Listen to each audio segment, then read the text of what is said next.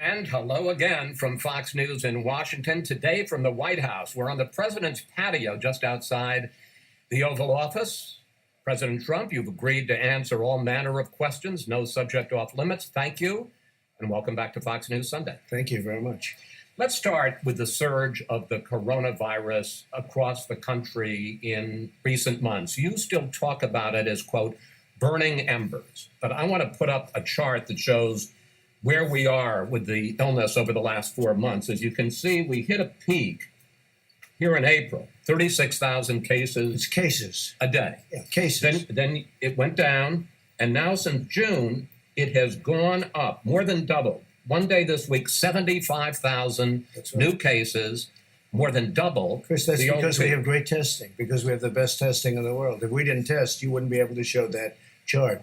If we tested half as much, those numbers would be down. But this isn't burning embers, sir. This is a forest fire. But I don't say. I say flames. We'll put out the flames, and we'll put out, in some cases, just burning embers. We also have burning embers. We have embers, and we do have flames. Florida became more flame-like, but it's going to be under control. And, you know, it's not just this country. It's many countries. We don't talk about it in the news. They don't talk about Mexico and Brazil and still parts of Europe, which actually got hit sooner than us, so it's a little ahead of us in that sense.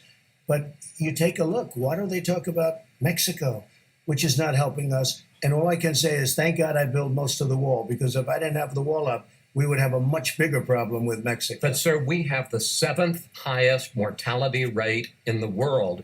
Our mortality rate is higher than Brazil. It's higher than Russia. And the European Union has us on a travel ban. Yeah, I think what we'll do, well, we have them on a travel ban too, Chris. I closed them off. If you remember, I was the one that did the European Union very early. But when you talk about mortality rates, I think it's the opposite. I think we have one of the lowest mortality rates in the world. We're going to take a look. We had 900 deaths on a single day. We will take a look. This week. Ready? You can check it out. Could you please get me the mortality rate? Yeah. Kaylee's right here. I heard we had one of the lowest, maybe the lowest mortality rate anywhere in the world. You have the numbers, please? Because I heard we had the best mortality rate. The case rate of similarly situated countries, as Dr. Burks points out, and this is Number one low mortality rate. I hope you show this scenario because it shows what fake news is all about. Okay, I don't think I'm fake news, but we'll put we'll put our stats on. You said we had the worst mortality rate in the world, and we have the best. All right, it's a little complicated, but bear with us. We went with numbers from Johns Hopkins University, which charted the mortality rate for 20 countries hit by the virus. The U.S. ranked 7th, better than the United Kingdom, but worse than Brazil and Russia. The White House went with this chart from the European CDC, which shows Italy and Spain doing worse, but countries like Brazil and South Korea doing better. Other countries doing better, like Russia, aren't included in the White House chart. California, locking down again. Florida, deadliest day of the entire pandemic.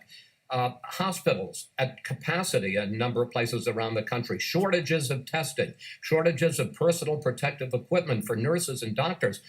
A lot of people say this is because we don't have a national plan. You talk about states. We don't have a national plan. Do you take responsibility for that? Look, I take responsibility always for everything because it's ultimately my job too. I have to get everybody in line. Some governors have done well. Some governors have done poorly. They're supposed to have supplies. They didn't have. I supplied everybody. Now we have somewhat of a surge in certain areas, and in other areas we're doing great. But we have a surge in certain areas. But you don't hear people complaining about ventilators. We've got all the ventilators we can use. We're supplying them to other countries. We go out into parking lots and everything. Everybody gets a test. We find if we did half the testing, with all of that being said, I'm glad we did it. This is the right way to do it. I'm glad we did what we're doing. But we have more tests by far than any country in the world. But, sir, testing is up 37%. Well, that's good. I understand. Cases are up 194%. It isn't just that testing has gone up, it's that the virus has spread. The positivity rate has increased. Many of those cases are young people that would heal in a day. They have the sniffles, and we put it down as a test. Many of them, don't forget, I guess it's like 99.7%. People are going to get better, and in many cases, they're going to get better very quickly. We go out and we look, and then on the news, look, if you go back to the news, all of even your wonderful competitors, you'll see cases are up, Well, cases are up. Many of those cases shouldn't even be cases. Cases are up because we have the best testing in the world and we have the most testing. No country has ever done what we've done in terms of testing. We are the envy of the world, they call, and they say the most incredible job anybody's done is our job on testing, because we're going to very shortly be up to 50 million tests. You look at other countries, they don't even do tests. They do tests if somebody walks into the hospital, they're sick, they're really sick, they test them then, or they'll test them in a doctor's office. But they don't go around and have massive areas of testing, and we do. And I'm glad we do, but it really skews the numbers. I'm going to do you a favor, because I'm sure a lot of people listening right now are going to say, Trump, he tries to play it down. He tries to make it not seem as serious as it is. No, this is very serious. 75,000 cases a day. Show me the death chart. Well, I don't have the death chart here, the death chart is but I much can more tell you important. the death chart is 1,000 cases a day. Excuse me. It's all too much. It shouldn't be one case. It came from China. They should have never let it escape. They should have never let it out. But it is what it is. Take a look at Europe. Take a look at the numbers in Europe. And by the way, they're having surges. Cases are 6,000 in the whole European Union. They don't test. They don't test like we test. Is it possible that they don't have the virus as badly No, as it's we do? possible that they don't test. That's what's possible. We find cases, and many of those cases heal automatically. We're finding, in a way, we're creating trouble.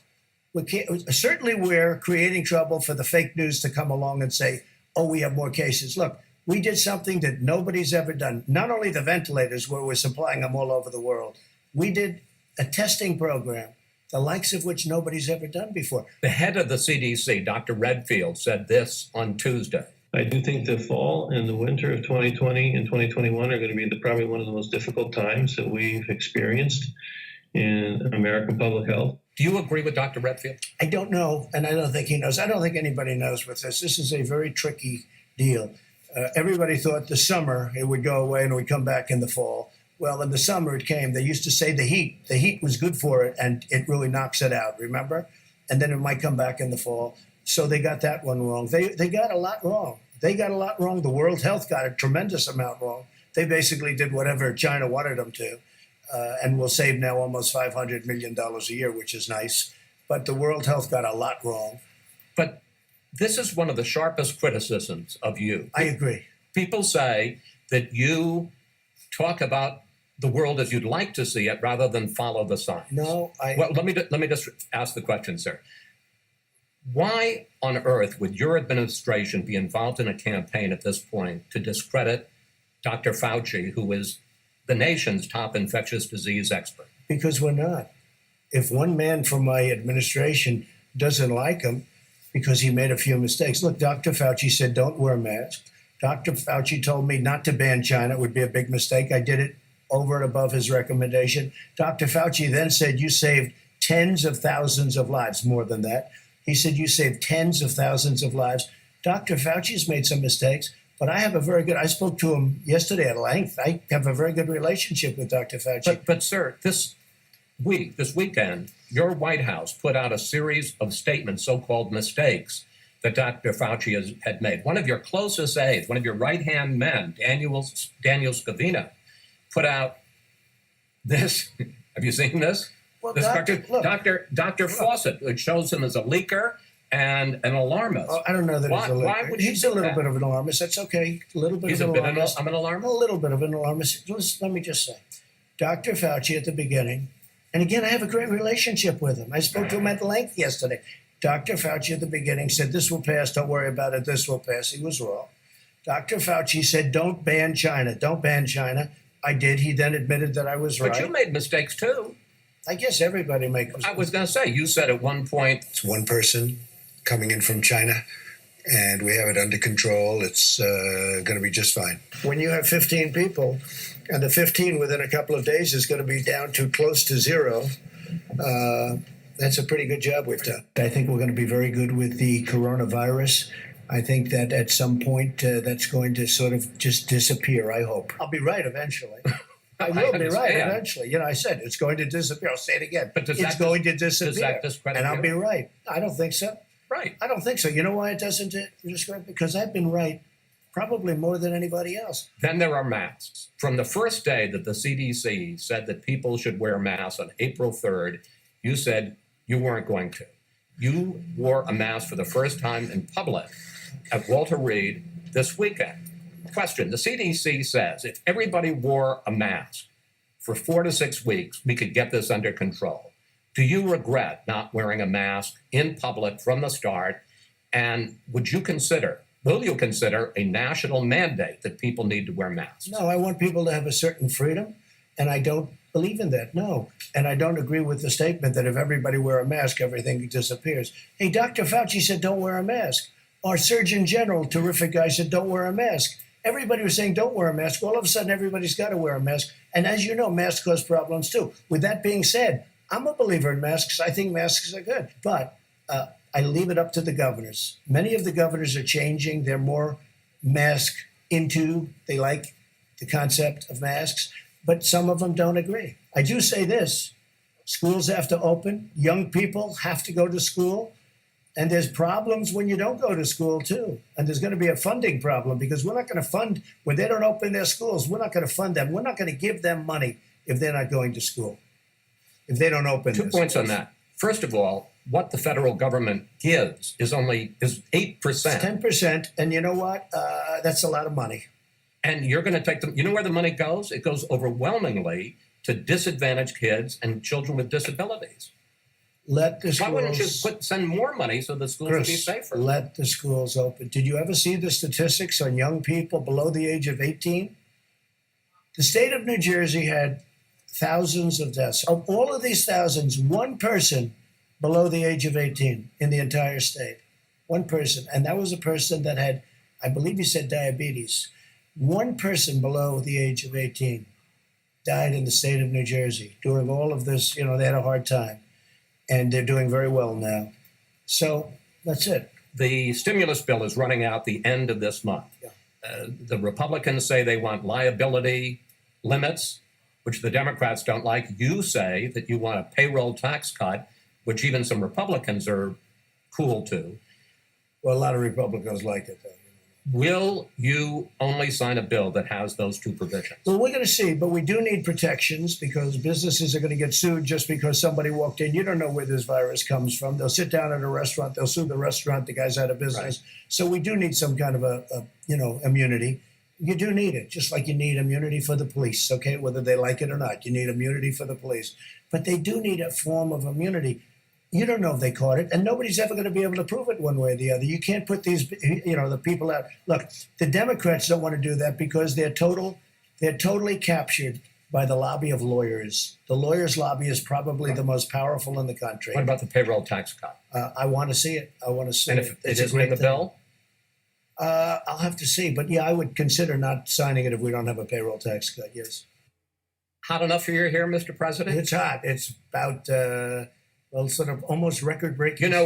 We wanted to do it inside. This was your choice. But I wanted you to sweat a little bit. Well, we both are. There has been a spike in violent crime in America in recent weeks. We've seen deaths up in New York, deaths up in Chicago, shootings. How do you explain it, and what are you going to do about it? I explain it very simply by saying they're Democrat-run cities. They're liberally run. They're stupidly run. We have... forced them in Seattle to end the CHOP because, we were going in that following day. You probably have heard it. We were getting ready to go in. We were all set. And when they heard that we were going, they set their police force. Liberal Democrats have been running cities in this country for decades. Poorly. Why is it so bad right now? They've run them poorly. It was always bad, but now it's gotten totally out of control. And it's really because they want to defund the police. And Biden wants to defund the police. Sir, he does not. Look, he signed a charter with Bernie Sanders. I will get that one, just like I was right on the mortality rate. Did you read the charter that he agreed to? It says nothing about defunding the police. Really? It says abolish. It says defund. Let's go. All right. Get me the charter, please. All right. Because you've got to start studying for these. He says defund the police. He says defund the police. They talk about abolishing the police. They talk about illegal aliens pouring. I look forward to seeing that. Meanwhile, the George Floyd murder has reignited the issue of racism in policing in this country. I want to give you a couple of statistics. Nationwide, blacks are twice as likely, fewer in absolute numbers, but in terms of per capita, blacks are twice as likely to be shot and killed by police as whites are. In Minneapolis, over the last 5 years, police used force against blacks at a rate 7 times that against whites. Can you understand why blacks would be angry at that? Of course I do. Of course I do. Many whites are killed also. You I have to say understand that. I mean, many whites are killed. I hate the sound, but this is going on for decades. This is going on for a long time, long before I got here. You know, if you look at what's gone on in Portland, those are anarchists, and we've taken a very tough stand. If we didn't take a stand in Portland, you know, we've arrested many of these leaders. If we didn't take that stand, right now you would have a problem like they were going to lose Portland. So let's see what this says here. Prosecution, sanctuary cities, incentivize illegal alien, expand asylum, abolish immigration detention. No, That's not. well, no, abolish- I will find it. Okay. This thing is many pages long. End prosecution of illegal border crosses. Support deathly, and these are the worst things. Sir, I'm not disagreeing with you on any of those. I'm disagreeing about defund police. The White House never sent us evidence the Bernie Biden platform calls for defunding or abolishing police because there is none. It calls for increased funding for police departments that meet certain standards. Biden has called for redirecting some police funding for related programs like mental health counseling. This week, you said that Black Lives Matter and the Confederate flag are both issues of freedom of speech. But in the case of the Confederate flag, there are a lot of people who say these were traitors who split from this country, fought this country in large part to preserve slavery. Is the Confederate flag offensive? It depends on who you're talking about, when you're talking about. When people proudly had their Confederate flags, they're not talking about racism. They love their flag. It represents the South. They like the South. People right now like the South. I say it's freedom of many things, but it's freedom of speech. So you're not offended by it? Well, I'm not offended either by Black Lives Matter. That's freedom of speech. And you know, the whole thing with cancel culture, we can't cancel our whole history. We can't forget that the North and the South fought. We have to remember that. Otherwise, we'll end up fighting again. You can't just cancel all of But let me ask you this when it gets to be more than just cancel. Well, maybe this is cancel culture. The National Defense Authorization Act, the NDAA, you have threatened to veto it because in the bill, and this is supported by Republicans as well as Democrats, it would rename Army bases named for Confederate generals. Now, this is a bill that funds military operations. It gives soldiers a pay raise. Yeah. You're going to veto that? Because they'll get their pay raise. Hey, look, don't tell me this. I got soldiers the biggest pay raises in the history of our military. I got soldiers brand new equipment, brand new jets, brand new rockets, brand new 2.5 trillion. I did more for the military than any president that's ever had this But you're office. going to veto this? Because I think that Fort Bragg, Fort Robert E. Lee, all of these forts that have been named that way for a long time, decades and decades. But the military says they're for that. Excuse me. I don't care what the military says. I'm supposed to make the decision. Fort Bragg is a big deal. We won 2 world wars. Nobody even knows General Bragg. We won 2 world wars. Go to that community where Fort Bragg is in a great state. I love that state. Go to the community. Say, how do you like the idea of renaming Fort Bragg? And then what are we going to name it? You're going to name it after the Reverend Al Sharpton? What are you going to name it, Chris? Tell me what you're going to name it. So there's a whole thing here. We won 2 world wars. 2 world wars, beautiful world wars that were vicious and horrible. And we won them out of Fort Bragg. We won out of all of these forts. And now they want to throw those names away. And no, I'm against that. And you know what? Most other people are. And I don't believe in polls because I see the fakest polls I've ever seen. But that poll is a 64% thing, which actually surprised me. We won world wars out of these military bases. No, I'm not going to go changing them. I'm not going to go changing them. I might. Yeah, I might. At Mount Rushmore on July 3rd, you said that we face a far left fascism in this country. And then you said this. Our children are taught in school to hate their own country. and to believe that the men and women who built it were not heroes, but that were villains. You said our children are taught in school to hate our country. Where do you see that? I just look at school. I watch. I read. Look at the stuff.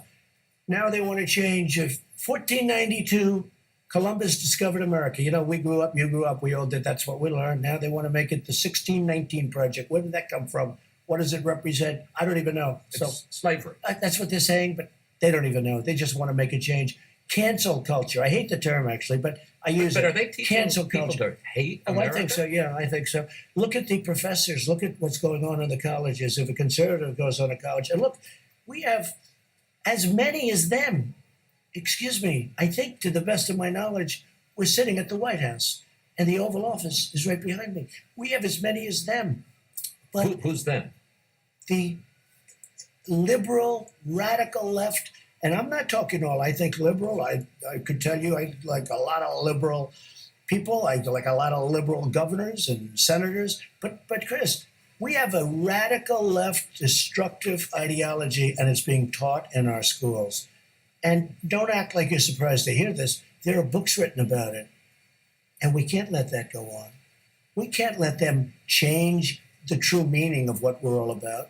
And that's what they're trying to do. And I don't want it to happen. Not on my watch. It's not going to happen on my watch. Mr. President, you'll be happy to know that Fox News has a new poll out today, and you're going to be the very first person to hear about it. In the national horse race, Joe Biden leads you by 8 points, 49% to 41. That's, I think, 3-4 points slimmer than it was a month ago. And on the issues, people trust Biden more to handle the coronavirus by 17 points, on race relations by 21 points, and even on the economy, they trust Biden more by 1 point. I understand we still have more than 100 days to this election, but at this point, you're losing. First of all, I'm not losing because those are fake polls. They were fake in 2016, and now they're even more fake. The polls were much worse in 2016. They interviewed 22% Republican. Well, how do you do 22% Republican? You see what's going on. I have other polls that put me leading, and we have polls where I'm leading. I have a poll where we're leading in every swing state, and I don't believe that first of all, the Fox polls, whoever does your Fox polls, they're among the worst. They got it all wrong in 2016. They've been wrong on every poll I've ever seen. I must tell you. No, I'm just telling you. And let me ask you this. So on the economy, so I've always led on the economy by a lot. I know, which is why I was Biden surprised by can't this put number. two sentences together. They wheel him out. He goes up. He repeats. They ask him questions. He reads a teleprompter, and then he goes back into his basement. You tell me the American people want to have that in an age where we're in trouble with other nations that are looking to do numbers on us. So let me ask you a direct question. No, I'm going to ask you a direct question about Joe Biden. Is Joe Biden senile?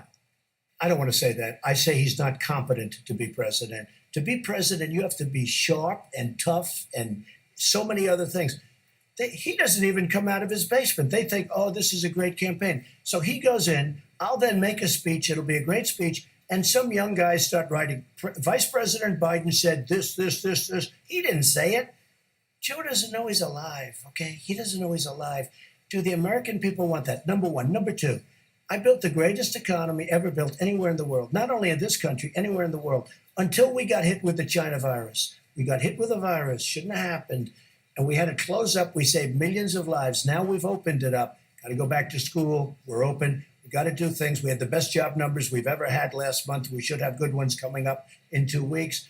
Look, I built the greatest economy in history. I'm now doing it again. You see the numbers. The numbers are through the roof. Right. The Democrats are purposely keeping their schools closed, keeping their states closed. I called Michigan. I want to have a big rally in Michigan. Do you know we're not allowed to have a rally in Michigan? Do you know we're not allowed to have a rally in Minnesota? Do you know we're not allowed to have a rally in Nevada? We're not allowed to have rallies Well, in these Democrat-run Wait a minute. states. Some people would say that that's a health risk. Some sir. people would say They would- fine, but I mean, I guarantee we you, had some issues after if Tulsa. everything was gone 100%, they still wouldn't allow it. They're not allowing me to do it. So they're not allowing me to have rallies. But I got to tell you, And I'll do it a different if I may, sir, respectfully, in the Fox poll, they asked people who is more competent, whose mind is sounder. Biden beats you in that. Well, I tell you what, let's take a test. Let's take a test right now. Let's go down. Joe and I will take a test. Let him take the same test that I took. Incidentally, I took the test too when I heard that you passed it. Yeah, how did It's you not do? well, it's not the hardest test. No, but It the is last. a picture and it says, the what's last- that? And it's an elephant. No. You see, that's all misrepresentation. Well, that's what it was on the web. It's all misrepresentation because yes, the first few questions are easy, but I'll bet you couldn't even answer the last 5 questions. I'll bet you couldn't. They get very hard. The last 5 Well, questions. one of them was count back from 100 by 7. And let me tell you, 93. you couldn't answer. You couldn't answer. All right, what's the question? Many of the questions. I'd get you the test. I'd like to give it, but All I right. guarantee you that Joe Biden could not answer those questions. Okay. You And I talk answered all 35 questions correctly. You talk about how you're winning, campaign's going well. Why did you replace Brad Parscale? Isn't that Because he's a great digital guy. We all like him a lot. But I have somebody that was involved. You know, they were all on the 2016 campaign, and we have Corey and we have all the people. And actually, Steve Bannon's been much better not being involved. He says the greatest president ever. I mean, he's saying things that I said, let's keep Steve out there. He's doing a good job. But they're all involved. If Joe Biden got in, first of all, he won't call the shots. The people, the radical left people that surround him will call. Religion will be gone. Okay. Life, you could forget about that. The whole question of life. Supreme when you say Court- life, you mean abortion. Absolutely. 100%. That whole question, which is a very, it's always been a 50-50 understand. thing. It's actually trending a litit bit more toward one When you say side. now. religion is going to be gone, what does that mean? Look at what they're doing to the churches. They won't let the churches even open if they want to stand in a field 6 feet apart. We've had churches that wanted to stand in fields 6 feet apart. There has never been an administration that's done so much as I have, from tax cuts to regulation cuts to rebuilding the military to getting choice for the vets. Nobody's done the things I've done. Nobody. In 3.5 years, no other president's been able to do what I've done. You're running in large part on the economy. You built it once. Now we have the coronavirus. You're going to build it again. And in fact, you had great jobs numbers in May. You had solid jobs numbers in June. But I want you to look at some projections. The Nonpartisan Congressional Budget Office says the unemployment rate at the end of the year will be 10.5%. JP Morgan says in the fourth quarter, GDP will contract by 6.2%.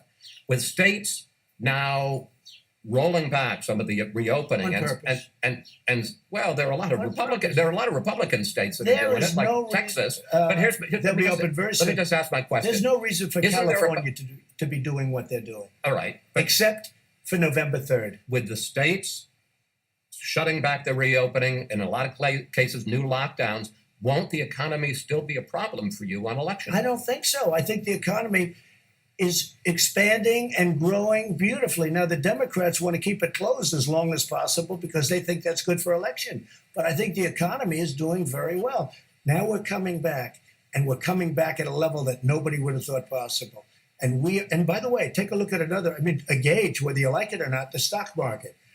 The stock market, NASDAQ, hit its all-time high 2 weeks ago, and it's beaten it 14 different times, okay? The stock market, Dow, etc., is 1,000 points away from its all-time high, meaning very close. We're going to have a stock market, perhaps on November 3rd, that's the highest in history. I want to talk to you about Obamacare. Since the pandemic hit, millions of people have lost their jobs and thereby lost their health insurance, and almost 500,000 have signed up for Obamacare. Your administration just announced that you're signing on to a lawsuit to overturn Obamacare. And replace it. Why does it make sense to overturn Obamacare, with which people now are relying on? Democrats are going to say the man who's wanted to kill Obamacare is going to take away the protection for pre-existing conditions. First of all, we got rid of the individual mandate. Pre-existing conditions will always be taken care of by me and Republicans, 100%. But you've been in office 3.5 years. You don't have a plan. Well, we haven't had, excuse me, you heard me yesterday. We're signing a health care plan within 2 weeks, a full and complete health care plan that the Supreme Court decision on DACA gave me the right to do. So we're going to sign an immigration plan, a health care plan, and various other plans. And nobody will have done what I'm doing in the next 4 weeks. The Supreme Court gave the President of the United States powers that nobody thought the president had by doing what they did, their decision on DACA.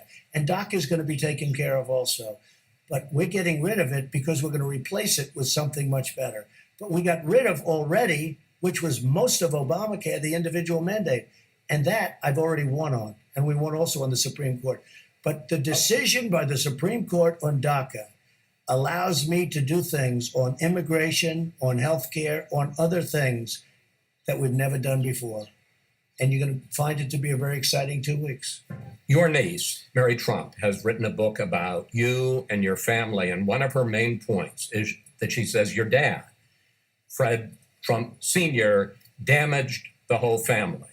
And here's what she says about what you learned from your father. He learned to become the killer, you mentioned, the man who needs to succeed at all costs, who will do anything to get attention, financial rewards, and to win. Do you see any truth in that? My father liked to win. My father was a very good man. He was a strong man. It's disgraceful that she said that. She was not exactly a family favorite. We didn't have a lot of respect or like for her. I would have never said that, except she writes a book that's so stupid and so vicious, and it's a lie. My father was a great, wonderful man. Let me just ask you this But question. this is not a person that I spent very much time with, very little time. And now I'm glad. You've developed a pretty thick skin over the years, from decades of attacks in New York tabloids, now from the press here, and your political opponents here in Washington. But even for Donald Trump, does it hurt you at all to be attacked in such personal terms by a member of your own family? It hurts me more about attacking my father, not being kind to my mother. I have a mother who was like a saint. She was incredible. She was an incredible woman. And she was nasty even to my mother. She's a very scarred person. She was not much of a family person. But look, let me just tell you, my father was, I think he was the most solid person I've ever met. And he was a very good person. He was a very, very good person. He was strong, but he was good. For her to say the kind of things, a psychopath, that he was a psychopath, anybody that knew Fred Trump would call him a psychopath. And you know what? If he was, I would tell you. And I would say, you know, Chris, I was with my father and it was impossible. My father he was tough. He was tough on me. He was tough on all of the kids, but tough in a solid sense, in a really good sense. For her to say, I think the word she used was psychopath. What a disgrace. She ought to be ashamed of herself. That book is a lie. Some people were surprised when you agreed to this interview, to sit down with me, What are you going to ask?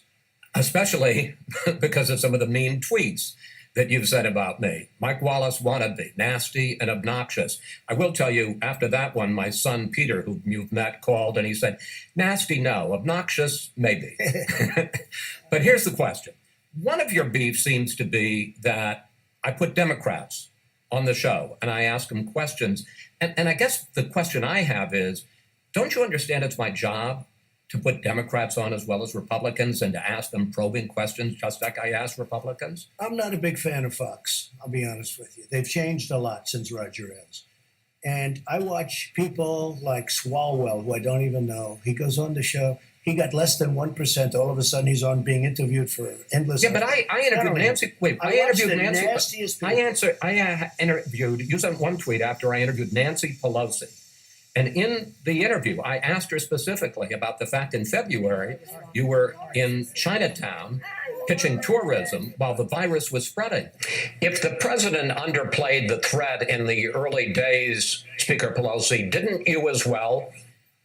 Isn't that legitimate to I talk to would the just Speaker say of the that- House? Look, I know you very well. I respect you a lot. I respect your father a lot. I thought he was one of the most talented journalists there are. And you likewise are a very talented person. I do think this. I think you are very, I think you are toward the Democrat side, which is okay. I mean, it's okay. It's not true. Watch the James Comey interview I did in December. 17 significant errors in the FISA process, and you say that it was handled in a thoughtful and appropriate way. Yeah, he's right. I was wrong. But you make it sound like you're a bystander, an eyewitness. You were the director of the FBI while a lot of this was going on, sir. Sure, I'm responsible for that. That's why I'm telling you, I was wrong. I was overconfident as director in our procedures. You couldn't do as tough an interview with Comey. I'd like to think I treat everybody the same. It just seems to me that you are very prone to be nice to the Democrats, and maybe I'm wrong about that, Chris, but it's an honor to be with you. It's fine. I love it. I love it that it's close to 100 degrees out there. Your choice again. Yeah, I know. That's okay. I'm not saying you're going to lose. I am not saying that. We saw how you turned it around last time. I don't think I'm going to lose at all. But if you did, how crushing would it be? First of all, let me just tell you something. I know everyone wants to know that because they'd love to see me lose. Finally. I have not You know how saying many that at all. times I've been written off? Do you know how many times I've been written off? I've done some of it myself, My sir. whole I'm not doing life. it this time. Don't do it because. But how crushing would it be? And you know why I won't lose? Because the country, in the end, they're not going to have a man who's shot. He's shot. He's mentally shot. Let him come out of his basement, go around. I'll make 4 or 5 speeches a day. I'll be interviewed by you. I'll be interviewed by the worst killers that hate my guts. They hate my guts. There's nothing they can ask me that I won't give them a proper answer to. Some people will like it. Some people won't like I it. agree with that. But look, You answer the let questions. Biden sit through an interview like this. He'll be on the ground crying for mommy. He'll say, mommy, please take me home. Well, we've asked him for an interview, sir. He can't do an interview. He's incompetent. There's a number you don't mention. It's called the enthusiasm number. The enthusiasm for Trump is through the roof, I have mentioned it. even higher than last time. The enthusiasm for Biden is non-existent. Everyone knows he's But the shot. enthusiasm against you Well, is that's high. okay. That's his only shot. I mean, Right. That's his only shot. I agree. And those people know I'm doing a good job, but there's something in my personality that they don't like. Because look, nobody's done what I've done. Biden wants to come in and ruin our country, triple your taxes. He wants to do things. He wants to add regulations that I've all cut. And we still have regulation, a lot of regulation, but I've cut it down to a level that nobody ever thought possible. He will destroy this country, but it won't be him. It will be the radical left. The same type ideology that took over Venezuela, one of the richest countries in the world. They now have no water, they have no food, and they have no medicine. That's going to happen Two here final if questions. he wins. In general, not talking about November, are you a good loser? I'm not a good loser. I don't like to lose. I don't lose too often. I don't like to lose. But are you gracious? You don't know until you see. It depends. I think mail-in voting is going to rig the election. I really do. Are you suggesting that you might not accept the results of the election? I have to see. Look, Hillary Clinton asked me the same thing. No, I asked you the same No, thing in the but- debate. There is a tradition in this country. In fact, one of the prides of this country is the peaceful transition of power, and that no matter how hard fought a campaign is, that at the end of the campaign, that the loser concedes to the winner. Not saying that you're necessarily going to be the loser or the winner, but that the loser concedes to the winner, and that the country comes together in part for the good of the country. Are you saying you're not prepared now to commit What to I'm that saying principle? is that I will tell you at the time. I'll keep you in suspense. Well, okay? Chris, And you know what? She's the one that never accepted it. I agree. She never accepted her loss, and But she if- looks like can a you fool. can you give a direct answer? You will accept the I election? have to see. Look, I have to see. No, I'm not going to just say yes. I'm not going to say no, and I didn't last time either. Whether it's in 2021 or 2025, how will you regard your years as president of the United States? I think I was very unfairly treated. From before I even won, I was under investigation by a bunch of thieves, crooks. It was an illegal investigation. But what about the Russia, good? What Russia. about the good parts, No, sir? no, I want to go this. I have done more than any president in history in the first 3.5 years, and I've done it suffering through investigations where people have been, General Flynn, where people have been so unfairly treated. The Russia hoax, it was all a hoax. The Mueller scam, it was all a scam. It was all false. I made a bad decision on one bad decision, Jeff Sessions, and now I feel good because he lost overwhelmingly in the great state of Alabama. Here's the bottom line. I've been very unfairly treated, and I don't say that as paranoid. Everybody says it. It's going to be interesting to see what happens, but there's tremendous evidence right now as to how unfairly treated I was. President Obama and Biden spied on my campaign. It's never happened in history. If it were the other way around, the people would be in jail for 50 years right now. That would be Comey, that would be Brennan, that would be all of this, the two lovers, Strzok and Page. They would be in jail now for many, many years. They would be in jail. It would have started 2 years ago and they'd be there for 50 years. The fact is, they illegally spied on my campaign. Let's see what happens. Despite that, I did more than any president in history in the first 3.5 years.